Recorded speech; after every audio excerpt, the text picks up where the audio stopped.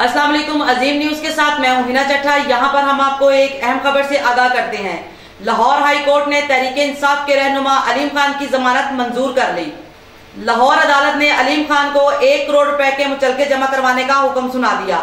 मजीद तफसीलात जानते हैं अपने नुमाइंदा किरण रुबाब खान से। जी किरण, क्या तफसीलात हैं आपके पास इस हवाले से? जी बिल्कुल, लाहौर हाई कोर्ट ने तहरीक इंसाफ के रहनुमा अलीम खान की दरख्वास्त जमानत जो है मंजूर कर ली है।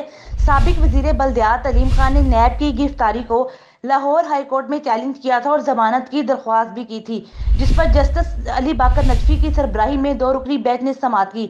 अदालत ने इस्तफसार किया कि नैब ने अब तक तफ्तीश में क्या तलाश किया।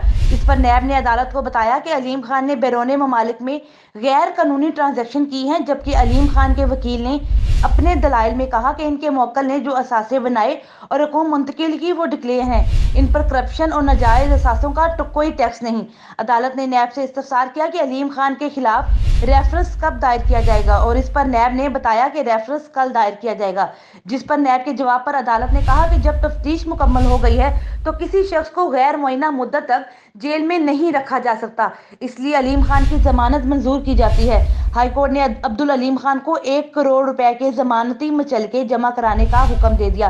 और यहाँ मैं बताते चलूँ कि नैब ने अलीम खान को आमदन से जायद असासों के केस में रवां बरस 6 फरवरी को गिरफ्तार किया था, जिसके बाद अलीम खान ने सीनियर वजीर बल्दियात पंजाब की वजारत से इस्तीफा भी दे दिया था।